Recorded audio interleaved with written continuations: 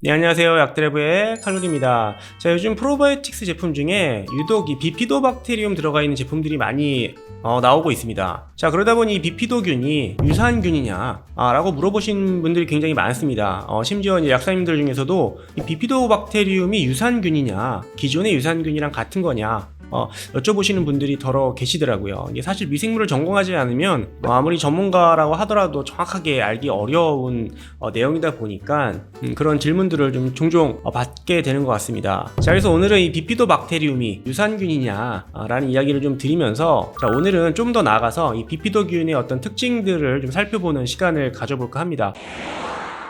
자, 우선 비피도박테리움이 유산균이냐 라는 질문에 대답을 먼저 드리자면은, 비피도박테리움은 유산균은 아닙니다. 그러니까 물론 비피도박테리움도 유산이라는 물질을 만들어내긴 합니다. 자, 우리가 보통 유산균이라고 하면 락토바실러스를 이야기하는데, 유산을 만들어내기 때문에 유산균이라고 부르고 있는 거죠. 사실 락토바실러스 이외에도 유산을 많이 만들어내는 균들은 굉장히 많습니다. 여러분들 김치 대표적이죠. 김치에도 유산균이 들어가 있다 해서 홍보를 하는데, 김치에는 락토바실러스가 아니라 이제 류코노스탁이라는 다른 종류의 유산균이 들어가 있기는 한데요. 자, 이런 유산을 많이 만들어내는 균들을 유산균이라고 부르는데, 우리가 이제 건강기능 식품으로 영양제로 먹는 그런 제품 중에는 대부분 유산균이, 그러니까 락토바실러스가 들어가기 때문에 유산균하면 락토바실러스다라고 일반적으로 알고 있는 거죠. 자, 이에 반해서 비피더스균은 유산보다는 초산을 많이 만들어냅니다. 유산도 만들기는 합니다만 훨씬 더 많은 양의 초산을 만들기 때문에 어찌 보면 초산균이라고 부르는 게 맞죠. 일단 비피더스균은 유산균은 아니다. 유산균이랑은 좀 다르다.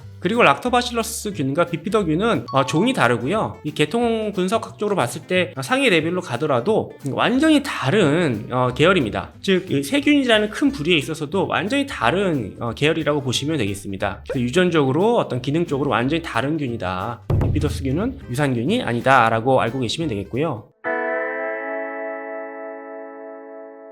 그리고 비피더스균은 모양이 예전에도 말씀드렸지만 일단 간균이라서 약간 막대 모양으로 생기긴 했습니다. 조금 더 설명을 해드리자면은, 긴 막대 모양이 아니라 약간 가지 쳐져 있는 Y자 모양이라든지 이런 식으로 생겼습니다. 그래서 일반 락토바실러스 균이랑은 조금 다르게 생겼다라고 이해하시면 되겠고요. 그리고 표면이 좀 매끄럽다기보다는 좀 울퉁불퉁한 그런 형태로 보여집니다. 그리고 앞서 김치 말씀드렸지만은, 유산균은 락토균을 비롯한 여러 종류의 유산균들은 환경이나 식품에 많이 이용이 됩니다. 발효식품에도 많이 이용이 되고 있고요. 우리나라 김치, 또 외국의 양배추를 절이는 사워크라프트 등등, 치즈, 이런 다양한 어떤 식품 발효 공학에 있어서 유산균이 굉장히 중요한데요. 비피더스균은 이런 환경이나 식품에서 발견되지 않습니다.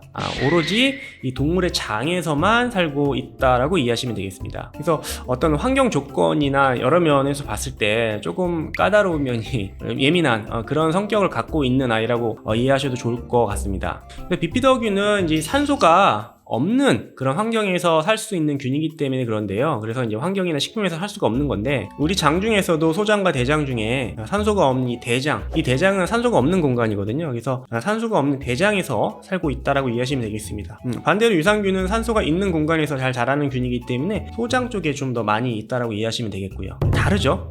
살 수 있는 공간 자체도 다릅니다. 그래서 비피더스균이 이런 혐기성 공간에서만 살 수 있다라는 얘기는, 이런 배양을 하는 그런 환경도 굉장히 까다롭고 어렵기 때문에 이런 이제 제품의 원료로 사용되기가 좀 어렵고요. 그러다 보니 원료값이 좀 비싸고, 그러다 보니 아무래도 원료로서 잘 사용이 안 돼 있었던 것 뿐이죠. 하지만 이 우리 장내 이 미생물들의 어떤 기능들, 장 환경의 중요성들이 최근에 많이 대두가 되면서 이 비피도균에 대한 관심도 굉장히 높아졌다라고 이해하시면 되겠습니다. 최근에 제가 미생물학회에 다녀왔는데, 아예 비피더스균만 발표를 하는 세션이 마련이 될 정도로 최근에 이런 시장이나 학계에서도 비피더스균에 대한 관심이 높아진 걸 확인할 수가 있었거든요. 그래서 앞으로 비피더스균에 대한 연구도 많아지고, 이와 관련된 시장도, 비즈니스도 굉장히 커지리라 예상할 수 있을 것 같습니다. 특히 이 시니어들의 건강 상태, 건강에 있어서 이 비피더스균의 어떤 상관관계, 연관성이 최근에 연구를 통해서 많이 밝혀졌거든요. 노화에 따르는 비피더스균의 어떤 장내 안에 살고 있는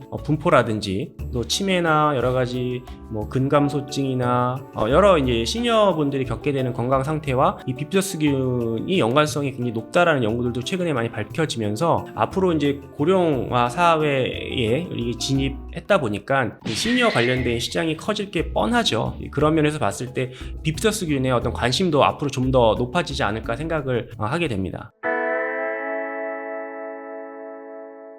자, 그래서 오늘은 이 비피더스균은 유산균이냐 라는 질문을 최근에 많이 받아다 보니까 이 비피더스균에 대한 이야기를 어떤 균인지, 어떤 특성을 갖고 있는지, 어떻게 생겼는지 좀 설명해드리는 시간을 좀 가져봤습니다. 물론 뭐 제품을 구매하시는 데 있어서 뭐 그런 정보까지 알 필요는 없겠지만 그래도 우리가 이 비피더스라는 아이가 어떻게 생겼는지, 어떤 기능을 갖고 있는지 좀 안다면 제품을 고르고 또 선택하고 또 섭취하는 데 좀 도움이 되시지 않을까 라는 생각을 해봤습니다. 아무래도 유산균에 비해서는 많이 안 알려져 있다 보니까 선택하는 데 있어서 거부감이라든지 좀 생소한 면이 있다 보니까 쉽게 선택을 못 하시는 분들도 있기 때문에 비피더스균은 어떤 아이인지, 어떤 미생물인지, 어떤 균인지 살펴보는 그런 시간을 가져봤습니다. 감사합니다.